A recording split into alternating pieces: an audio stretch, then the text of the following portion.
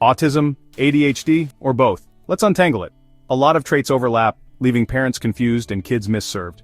According to the CDC, many behaviors like fidgeting, daydreaming, or repetitive movements can look similar, but actually mean different things. I see it all the time. A child can't sit still or gets lost in their own world, and suddenly everyone's asking, is it ADHD, autism, or maybe both? Here's a stat that surprised me. Up to 38% of autistic kids also meet criteria for ADHD. That's from a big child psychology study. So you're definitely not alone if you're wondering about this. Let's break down where these two conditions overlap. First, attention style. Kids with ADHD often bounce from one activity to the next, distracted by everything. But autistic kids, they can zoom in on a favorite topic for hours, think trains or dinosaurs, tuning out the world. Distractible versus hyper-focused, but both have attention challenges. Second, movement. Here's where parents ask, is it stimming or is it just restless energy?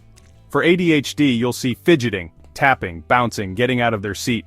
For autism, it might be hand flapping, rocking, or repeating motions. Both are ways kids regulate themselves, but the reasons behind them can be different. Third, social signals. ADHD kids might interrupt, blurt things out, or miss social cues because their thoughts move fast. Autistic kids might avoid eye contact or have trouble reading facial expressions. It can look similar on the surface, but dig deeper and the why starts to shift. So, how do you tell them apart? I use the 3-question rule. 1. Is your child missing social cues or just impulsive? 2. Do they have intense, repetitive interests or just lots of hobbies? 3. How do they respond to ADHD meds? Sometimes meds help ADHD more than autism. If you're unsure, ask for a dual evaluation.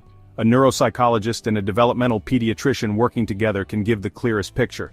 That's how you get the right supports in place, like an IEP or a 504 plan at school. And here's what helps both: visual schedules to set routines, movement breaks to burn energy, and noise-canceling headphones for focus. These simple tools can make a huge difference at home and in class. Let me tell you about Leo. He was diagnosed with both autism and ADHD at age 7. With a mix of ABA therapy and ADHD coaching, he's thriving, making friends, learning, and feeling proud of who he is. So, remember, know where autism and ADHD overlap, ask for a dual evaluation, and tailor support for your child's unique needs.